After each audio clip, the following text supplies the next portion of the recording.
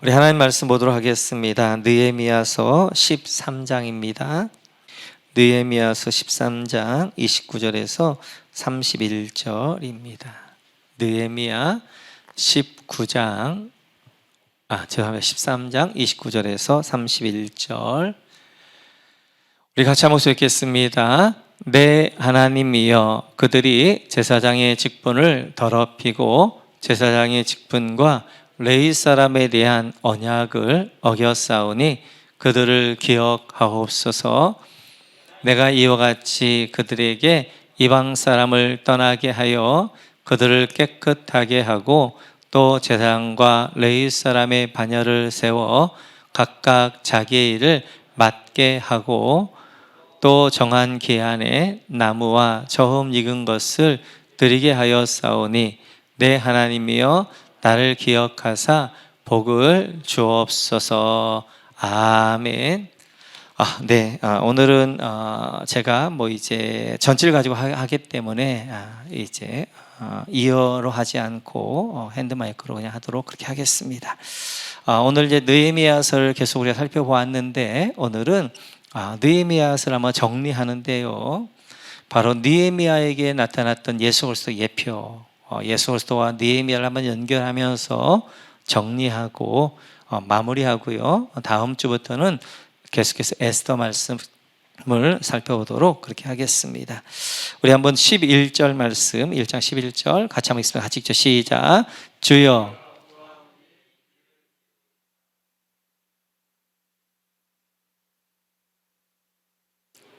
기도를 들으시고 오늘 종이 형통하여 이 사람들 앞에서 은혜를 입게 하옵소서 하였나니 그때 내가 왕의 술 관원이 되었느니라. 아멘. 느헤미야가 수상궁에서 자기 위치를 이야기합니다. 그것은 바로 술 관원이었다라는 것이죠. 왕의 술 관원이라는 것은 왕의 이제 잔치와 이런 모든 것 경호를 책임지는 사람을 이야기합니다. 그래서 예전에는 왕에 대한 독살이 많았잖아요. 그 일을 위하여서 다 점검하고 준비하는, 그리고 마지막에 왕이 먹기 전에 그 술을 먼저 이제 맛보면서 점검하는 그런 일들, 지금으로 말하면 경호실장격에 해당합니다. 그래서 왕의 경호실장격의 그런 인물이 이제 느헤미야가 되어지는데요. 바로 느헤미야 첫 번째 느헤미야는 예루살렘으로 돌아온 느헤미야입니다. 그래서 이제 그의 직분 자체가 술 관원장으로 경호실장 위치 가운데 있었어요. 그런데 그렇게 있다가 그가 3절에 보면 이런 소식을 듣습니다. 우리 같이 한번 읽어볼까요? 같이 읽죠. 그들이 내게 이르되 사로잡힘을 면하고 남아있는 자들이 그 지방 거기에서 큰 환난을 당하고 능력을 받으며 예루살렘 성은 허물어지고 성문들은 불탔다 하는지라. 느헤미야가 예루살렘의 소식을 듣습니다. 근데 그 예루살렘을 보니까 사람들이 이제 환난을 당하고 있고 능력을 받고 있고 예루살렘은 허물어져 있고 성문은 불탔다는 소식을 느헤미야가 듣습니다. 이 소식을 듣고 느헤미야는 예루살렘으로 가기로 결단하게 되어져요. 그리고 이 소식을 듣고 느헤미야는 4절 이하를 보면 바로 하나님 앞에 금식하며 기도하기 시작합니다. 그래서 이제 그렇게 그 예루살렘에 향하여서 기도하며 하다가 그가 뭘 경험하냐면 하나님의 꿈을 경험하게 되어져요. 그러니까 기도할 때 하나님의 꿈이 그에게 옮겨집니다. 하나님이 지금 예루살렘을 향한 어떤 마음을 가지고 계신가를 느헤미야가 알게 되어져요. 그러니까 기도라는 것은 참 중요해요. 기도라는 것은 하나님과 마음을 나누는 시간입니다. 그래서 좀 기도가 제가 이제 요즘 계속 새벽 예배 때 기도에 대해서 같이 나누고 있는데, 우리 기도는 굉장히 너무 전투적이에요. 뭔가 막 끈질기 하나님에 뭔가 막 뺏어내야 될 것 같은 그런 마음으로 하는데 아닙니다. 우리 좋으신 아버지는 주기를 기뻐하시는 분이세요. 더 주기를 원하시는 분이세요. 그분은 주고 싶어 하신 분이세요. 기도는 하나님과 마음을 나누는 거예요. 마음을 나누는 거. 하나님의 나에 대한 마음이 어떤 마음인가? 하나님 이 문제에 대한 마음이 어떤 마음인가? 그 마음을 나누는 것이 하나님 기도가 되어지는 거예요. 그래서 이렇게 느헤미야가 기도하다가 하나님의 꿈을 봐요. 예루살렘을 향한, 이 시대를 향한 하나의 꿈을 보게 되어지고 그 꿈을 안고 예루살렘으로 돌아가야 되겠다라는 마음을 먹게 되어집니다. 그러다가 이제 때가 되어져서 아닥사스 왕에게 허락을 받고 예루살렘을 다시 돌아오게 되어지죠. 하나님의 꿈은 예루살렘의 이스라엘의 온전한 회복이 꿈이었어요. 근데 지금 성전은 회복이 되어졌어요. 근데 성전이 회복되어진 것이 온전한 회복이 아니라 성전은 하나님과 나 사이 회복인 거예요. 이건 못지않게 중요한 회복이 나와 너 공동체 회복인데 아직 공동체 회복이 안 이루어진 거예요. 그래서 이제 느헤미야는 공동체 회복을 위하여서 이제 그 꿈을 안고 예루살렘으로 돌아오게 되어진 것들을 볼 수 있습니다. 지금 느헤미야가 예루살렘 총독으로 파송되어 오지만 예루살렘과 수상궁에서의 느헤미야는 비교도 안 되는 거예요. 수상궁에서는 이제 128도가 되어지는 엄청난 128나라를 정복한 페르시아의 2인자라고 할 수 있는 경호실장이란 말이에요. 엄청난 영광과 명예와 권세를 가지고 있는 그 자리, 그 모든 자리를 다 내려놓고 어디로 오는 거예요? 예루살렘으로 오는 거예요. 예루살렘을 다시 회복하기 위하여서 이 예루살렘에 와서 그가 모든 것들을 회복해 가는 것들을 볼 수 있습니다. 우리 예수님도 마찬가지죠. 하늘의 그 영광과 그 보좌를 버리시고 낮고 천한 이곳에 오셔서 인간의 몸을 입으셨단 말이에요. 이 땅을 회복하기 위하여서. 느헤미야가 하나님의 꿈을 가지고 예루살렘에 돌아왔던 것처럼 예수님은 왜 이렇게 할 수 있었느냐? 하나님의 꿈을 가지고 있었어요. 하나님이 이 시대 가운데 뭘 원하시는, 하나님의 마음이 어떤 마음인가 하는 것들을 하나님은 이제 예수님은 아시고 그 꿈 때문에 하늘 영광을 버리시고 이 땅 낮고 천한 이곳에 오셔서 이제 십자가를 지시게 되어지죠. 그래서 바로 이제 예수님께서 이 땅에 하나의 꿈을 가지고 오셨는데 그 꿈의 완성은 바로 십자가로 이루게 되어져요. 십자가가 상징적이긴 하잖아요. 십자가. 그냥 예수님께서 달리신 거, 십자가는 뭐예요? 크로스잖아요.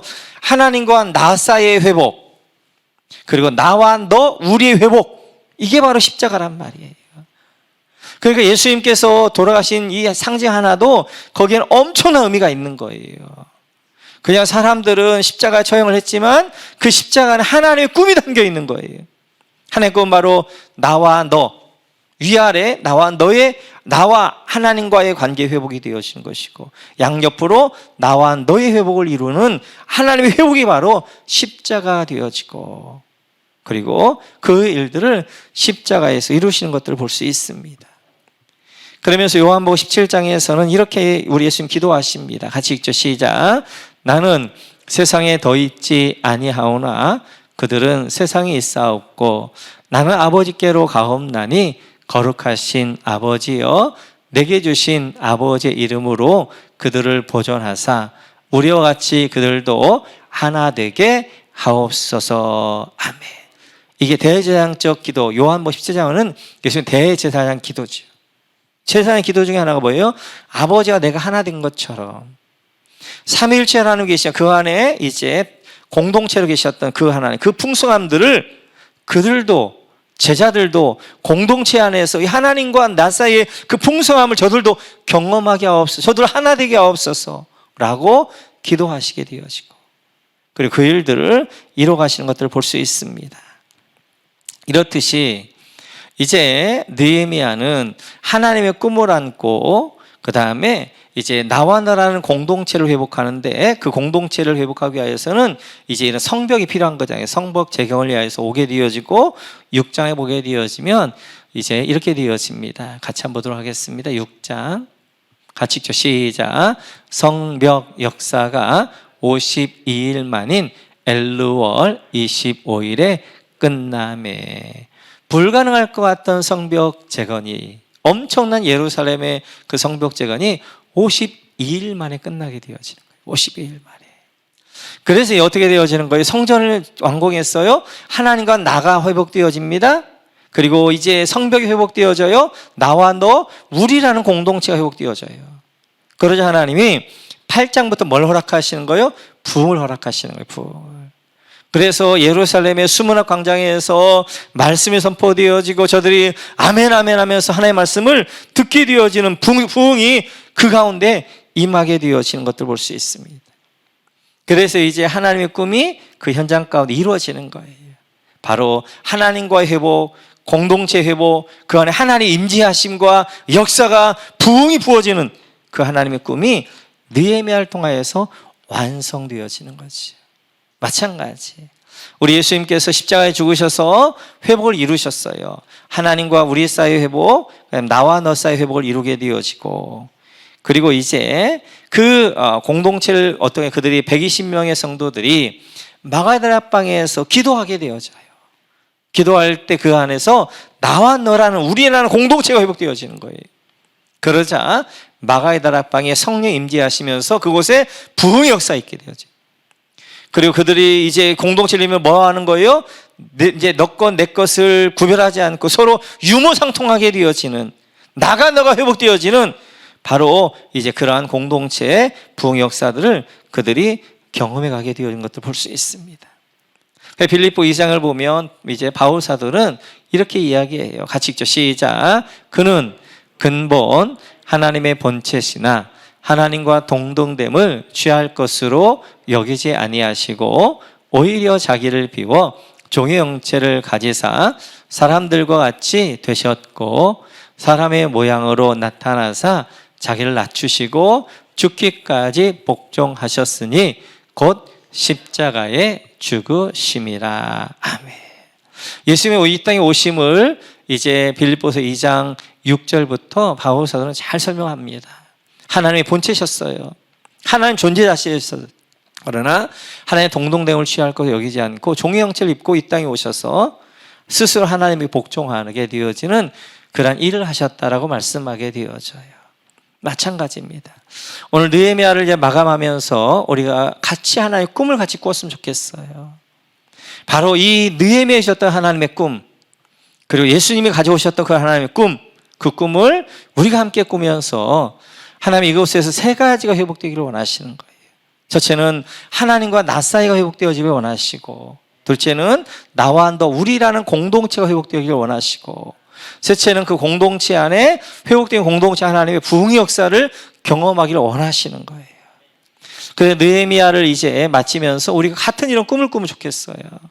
우리 모금 공동체 안에 서로 어떻게 하는가? 하나님과 우리 사이가 회복되어지는, 하늘문이 열려 하나님과 우리 사이가 회복되어지는 그러한 공동체 뿐만 아니라 우리 안에 이제 목장을 통하여서 또 우리 교회를 통하여서 나와 너라는 우리라는 공동체가 회복되어지고, 그리고 그 공동체가 회복되어 우리 목원교회 하나님의 부흥을 경험하는, 우리 시대 한 번 정도는 하나님의 놀라운 부흥을 경험하는 그런 꿈을 꾸고 우리가 나아가기를 주의로 축원합니다.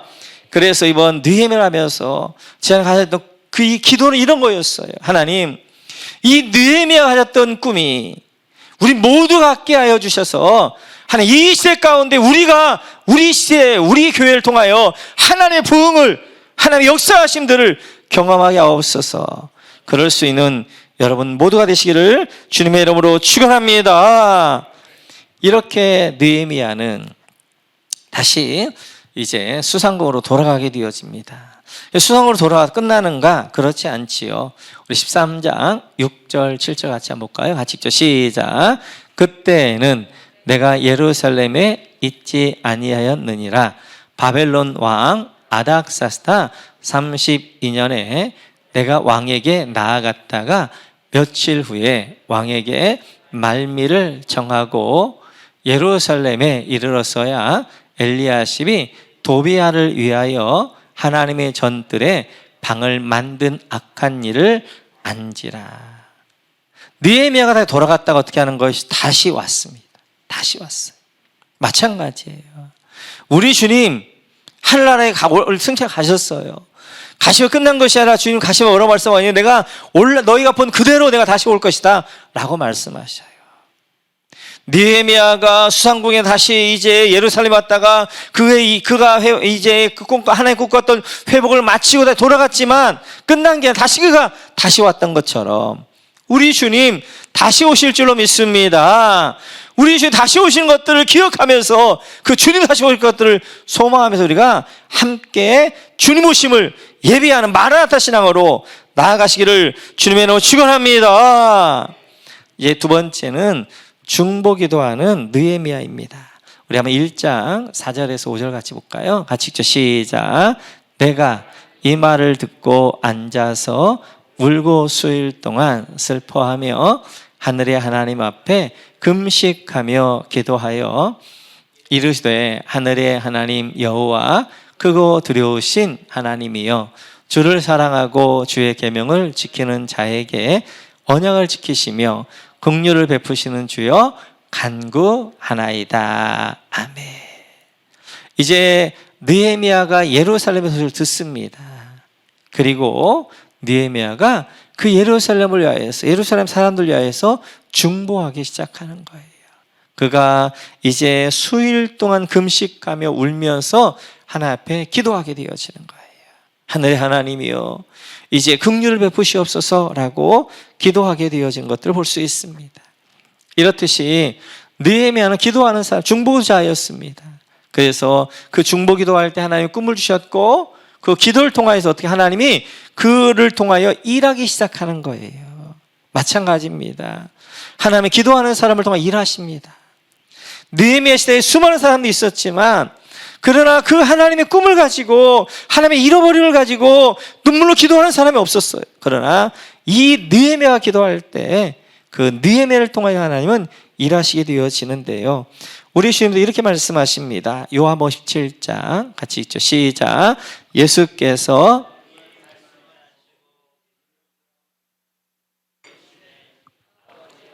때가 이르렀사오니 아들을 영화롭게 하사 아들로 아버지를 영화롭게 하게 하옵소서. 아버지께서 아들에게 주신 모든 사람에게 영생을 주게 하시려고 만민을 다스리는 권세를 아들에게 주셨음이로소이다. 아멘. 요한복음 17장에는 십자가 지시기 전날 밤에 대제사장적 기도가 나오는 거예요. 대제사장으로 제자들 위하여서 이 땅의 교회들 위하여서 중보하시는 우리 예수님의 기도가 나옵니다.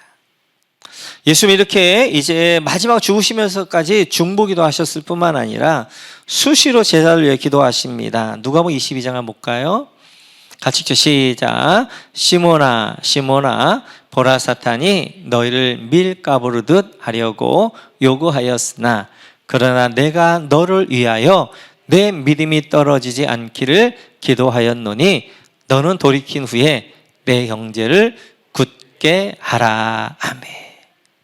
오늘 시몬을 향해서 말하십니다. 시몬아 시몬아 내가 네 믿음이 떨어지지 않길래 내가 기도했다 라고 말씀하게 되어져요.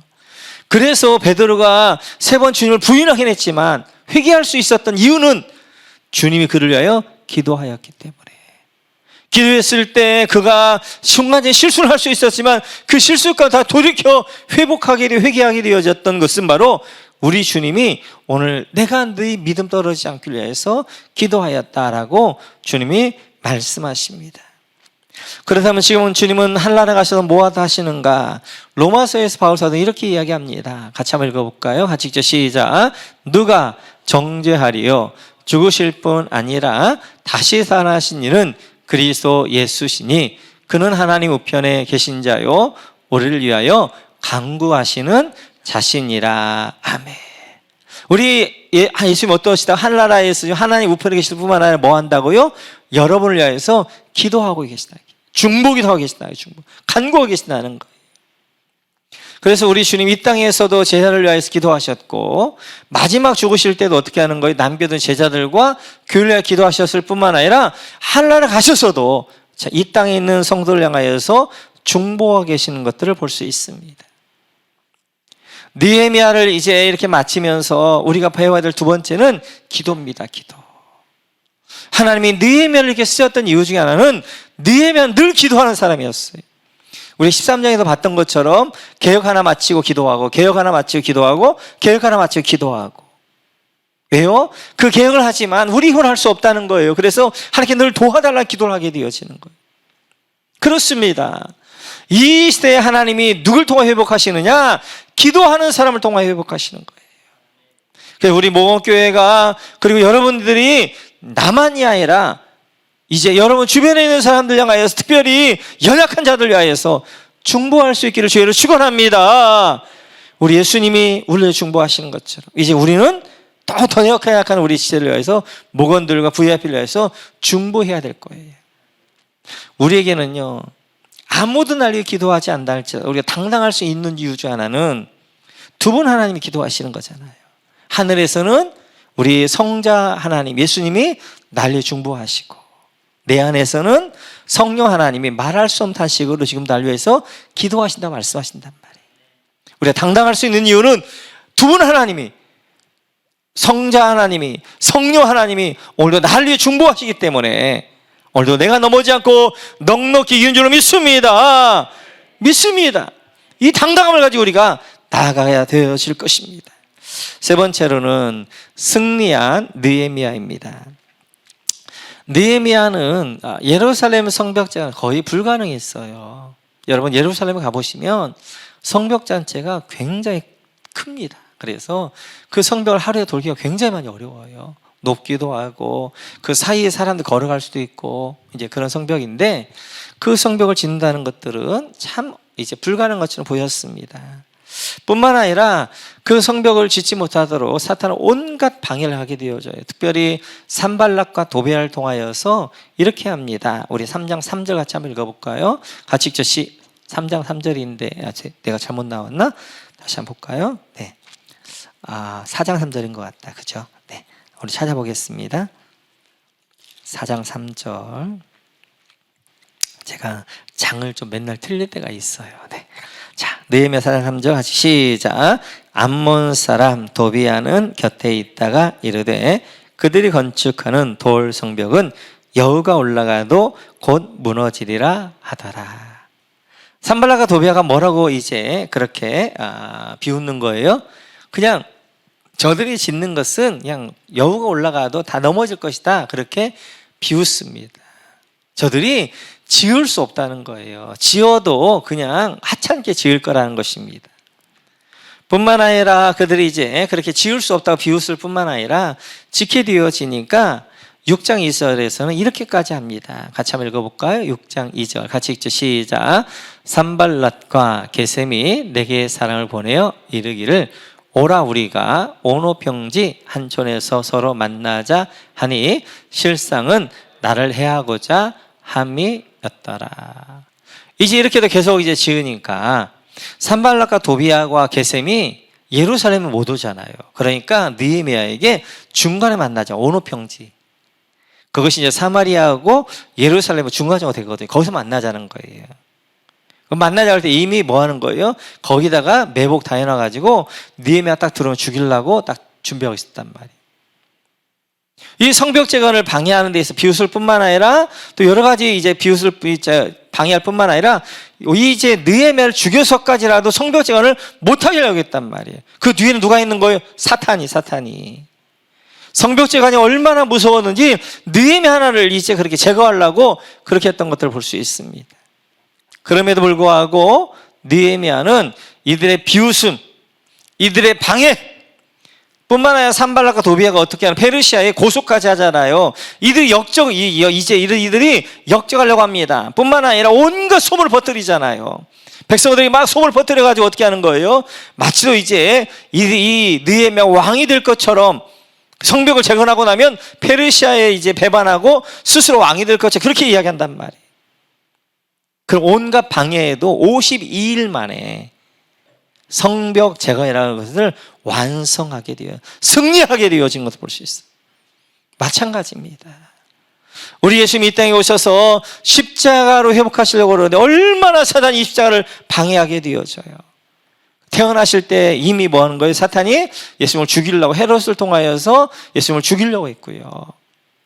그 수많은 사람들 동안 유혹해서 40일 기도 때도 마찬가지고 십자가를 지지 못하도록 얼마나 많이 방해하는지 몰라요. 그럼에도 불구하고 우리 예수님 끝까지 십자가를 승리하셔서 십자가를 지심으로 승리하셨던 걸 볼 수 있습니다. 그래서 이제 골로새서에서 바울 사도는 이렇게 이야기합니다. 같이 한번 읽어볼까요? 같이 읽죠. 시작.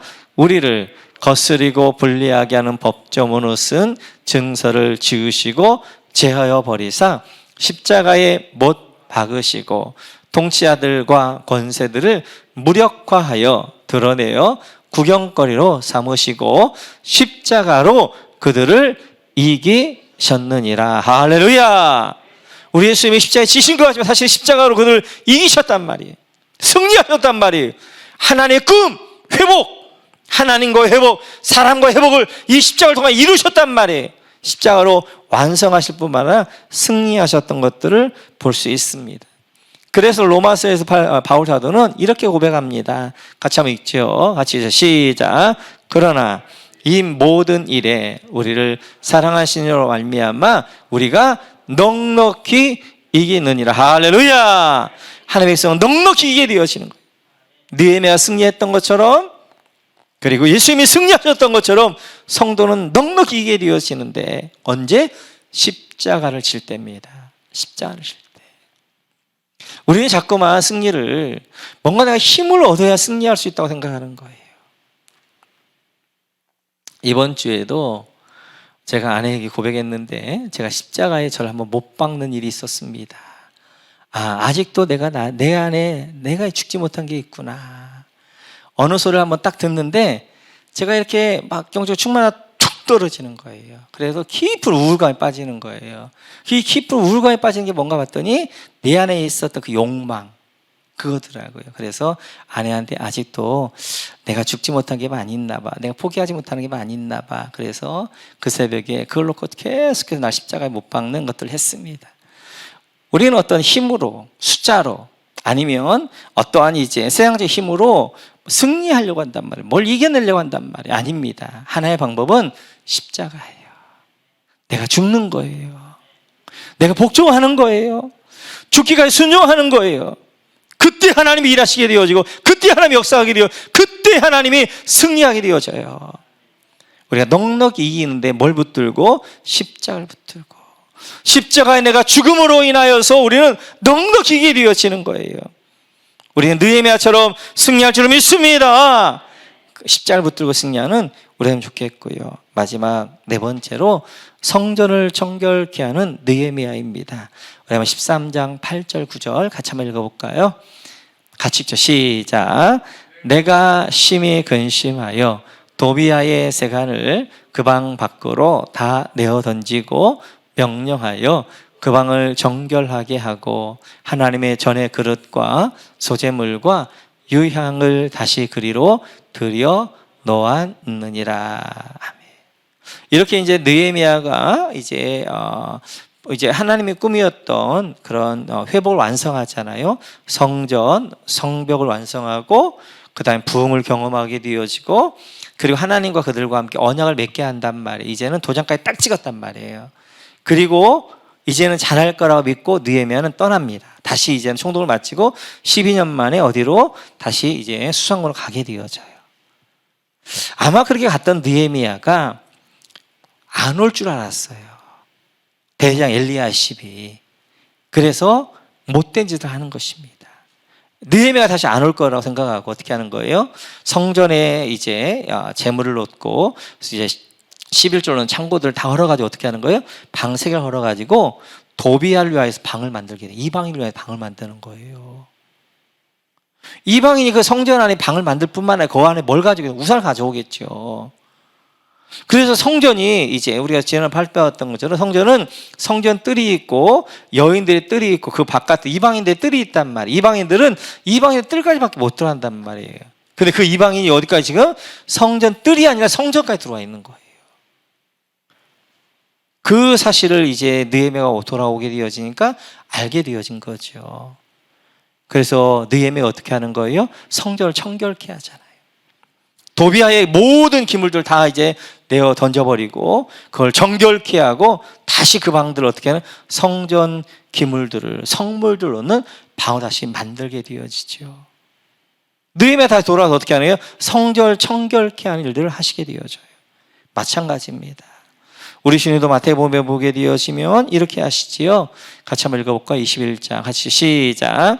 예수께서 성전에 들어가사 성전 안에서 매매하는 모든 사람들을 내쫓 주시며 돈 바꾸는 사람들의 상과 비둘기 파는 사람들의 의자를 둘러 엎으시고 그들에게 이르시되 기록된 바 내 집은 기도하는 집이라 일컬음을 받으리라 하였거늘 너희는 강도의 소굴을 만드는도다 하시니라.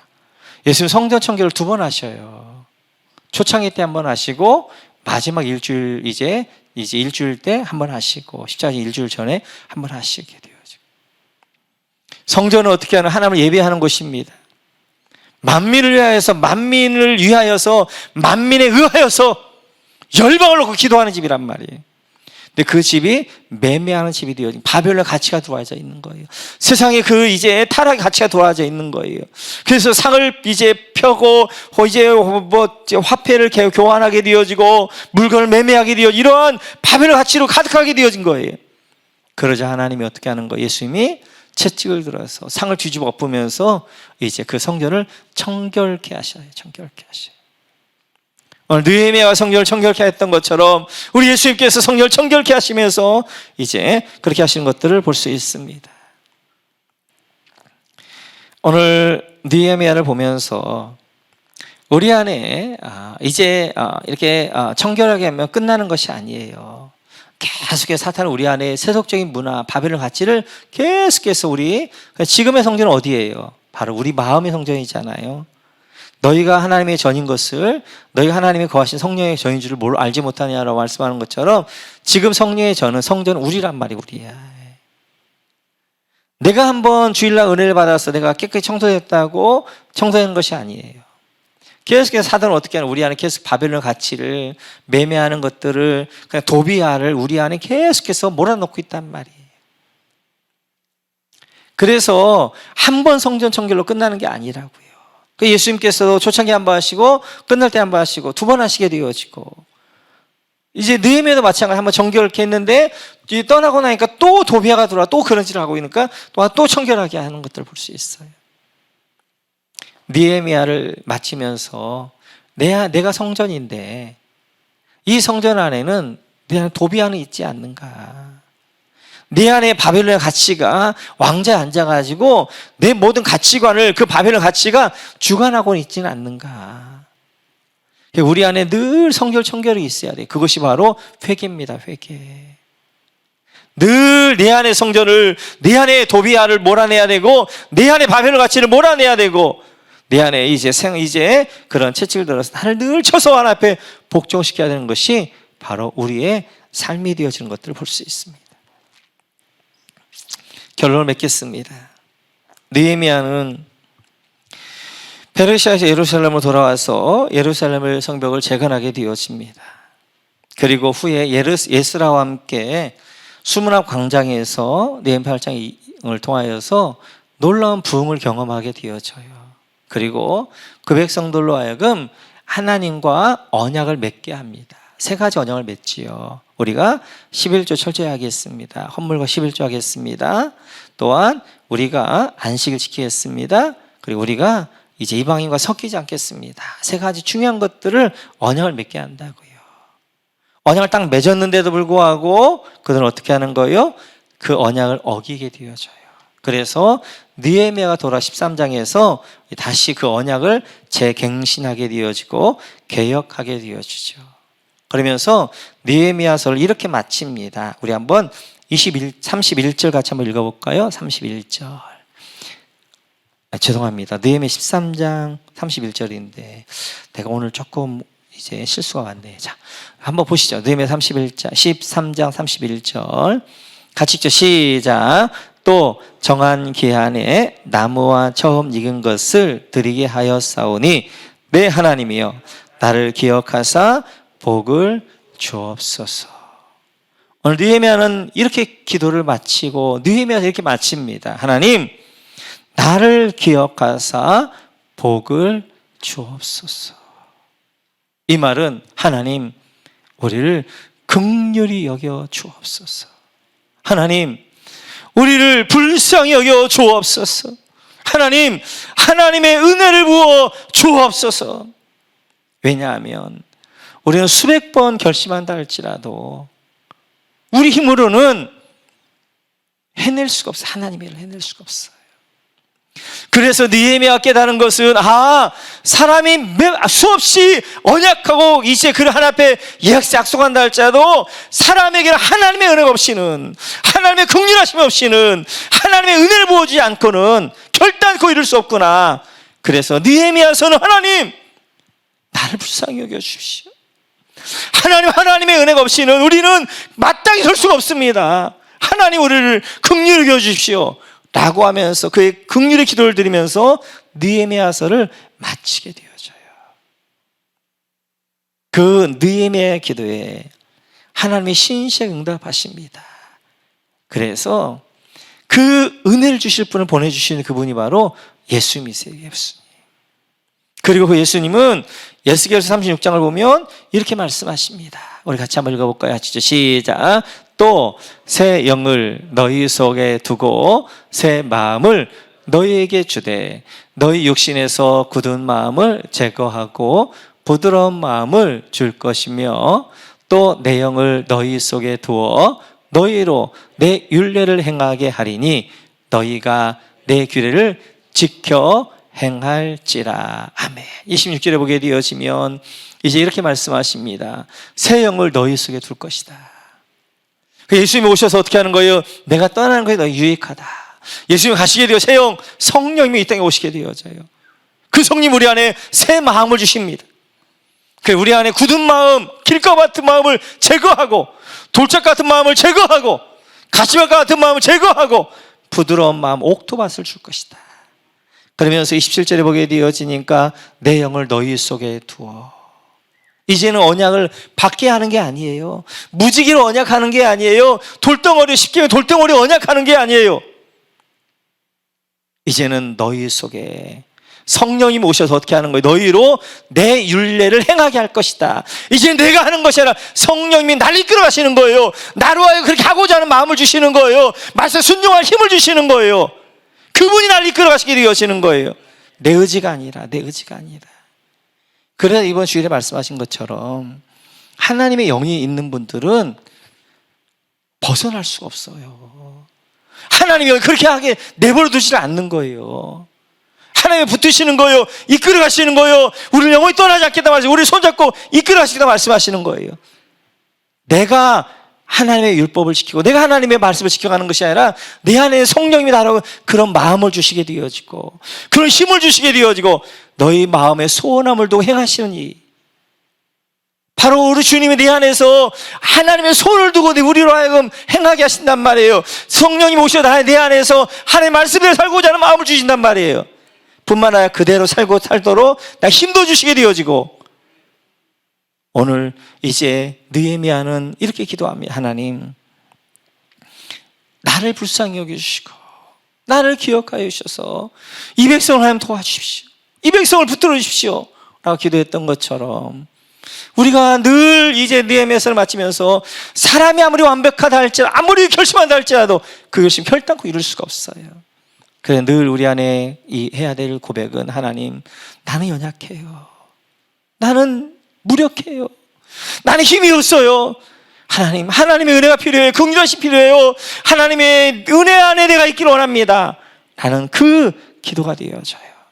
우리 오늘 느헤미야서를 마치면서 느헤미야 이 마음을 우리가 가지고 일평생 하나님, 내 힘으로는 하나님 앞에 순종할 수 없고 충성할 수 없고 하나님의 일을 할 수 없고 하나님이 함께 하실 때 긍휼을 베풀어 은혜를 베풀어 줄 때 할 수 있으리라 라고 고백하면서 그렇게 은혜를 구하며 나가는 우리 모두가 되시기를 주님의 이름으로 축원합니다.